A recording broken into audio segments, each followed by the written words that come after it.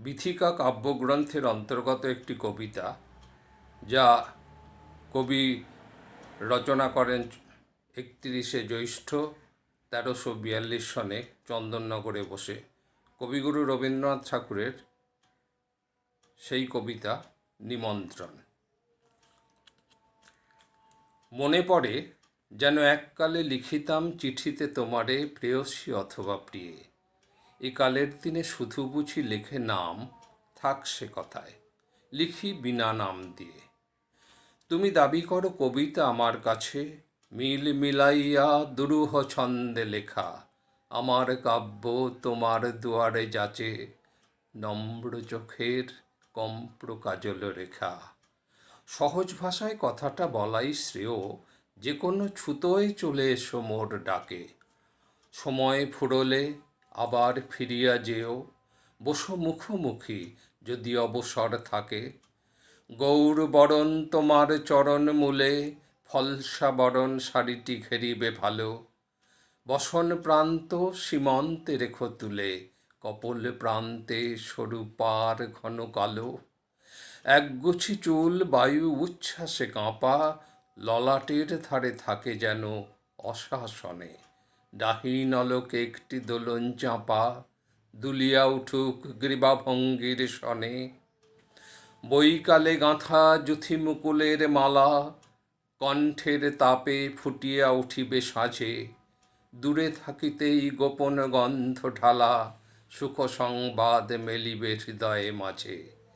এই সুযোগেতে একটুকু দিই খোঁটা, আমারই দেওয়া সে ছোট্ট চুনির দুল। রক্তে জমানো যেন অশ্রুর ফোঁটা, কতদিন সেটা পড়িতে করেছ ভুল। আরেকটা কথা বলে রাখি এইখানে, কাব্যে সে কথা হবে না মানানসই।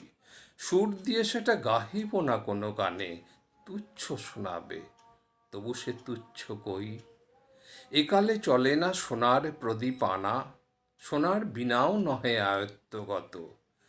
বেতের ডালায় রেশমি রুমাল টানা, অরুণ বরণ আম এনো গোটা কত। গদ্য জাতীয় ভোজ্যও কিছু দিও, পদ্যে তাদের মিল খুঁজে পাওয়া দায়। তা হোক, তবুও লেখকের তারা প্রিয়, যেন বাসনার সেরা বাসা রসনায়।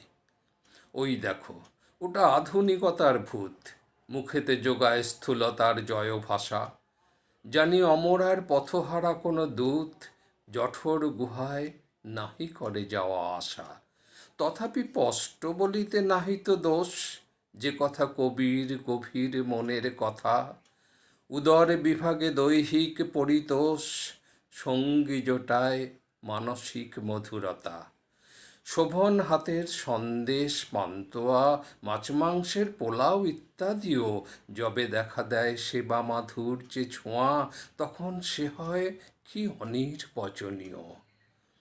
বুঝি অনুমানে চোখে কৌতুক ছলে, ভাবিছ বসিয়া সহাস ও ওষ্ঠাধরা।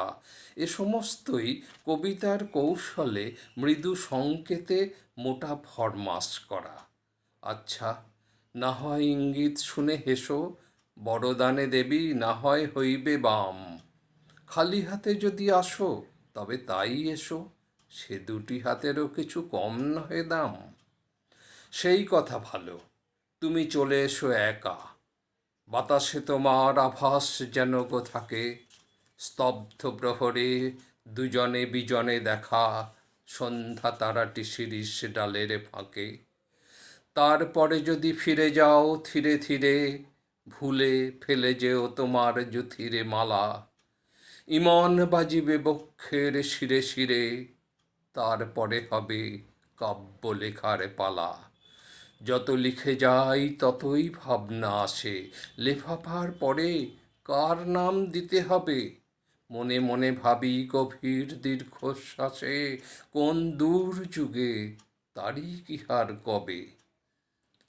মনে ছবি আসে, ঝিকিমিকি বেলা হলো, বাগানের ঘাটে গা ধুয়েছ তাড়াতাড়ি। কচি মুখখানি বয়স তখন 16, তনু দেহখানি ঘেরিয়াছে ডুরে শাড়ি। কুমকুম ফোঁটা ভুরু সঙ্গমে কিবা, শ্বেত করবীর গুচ্ছ কর্ণমূলে। পিছন হইতে দেখিনু কোমল গ্রীবা লোভন হয়েছে রেশম চিকন চুলে। তাম্র থালায় গোড়ে মালাখানি গেঁথে সিক্ত রুমালে যত্নে রেখেছ ঢাকি। ছায়া হেলা ছাদে মাদুর দিয়েছ পেতে, কার কথা ভেবে বসে আছো জানি না কি। আজি এই চিঠি লিখেছে তো সেই কবি, গোধূলির ছায়া ঘনায় বিজন ঘরে। দেয়াল ঝুলিছে সেদিনের ছায়া ছবি, শব্দটি নেই, ঘড়ি টিক টিক করে। ওই তো তোমার হিসাবের ছেঁড়া পাতা, দেরাজের কোণে পড়ে আছে আধুলিটি। কত দিন হলো গিয়েছ ভাবিব না তা, শুধু রচি বসে নিমন্ত্রণের চিঠি। মনে আসে তুমি পূব জানালার ধারে পশমের গুটি কোলে নিয়ে আছো বসে। উৎসুক চোখে বুঝি আশা করো কারে, আলগা আঁচল মাটিতে পড়েছে খসে। অর্ধেক ছাদে রৌদ্র নেমেছে বেঁকে, বাকি অর্ধেক ছায়াখানি দিয়ে ছাওয়া। পাঁচিলের গায়ে চিনের টবের থেকে চামেলি ফুলের গন্ধ আনিছে হাওয়া। এ চিঠির নেই জবাব দেবার দায়, আপাতত এটা দেরাজে দিলেম রেখে। পারো যদি এসো শব্দবিহীন পায়, চোখ টিপে ধরো হঠাৎ পিছন থেকে। আকাশে চুলের গন্ধটি দিও পাতি, এনো সচকিত কাঁকনের ঋণ ঋণ। আনিও মধুর স্বপ্ন সকন রাতি, আনিও গভীর আলস্য ঘন দিন। তোমাতে আমাতে মিলিত নিবিড় একা, স্থির আনন্দ মৌন মাধুরী ধারা। মুগ্ধ প্রহর ভরিয়া তোমারে দেখা, তব করতল মোর করতলে হারা।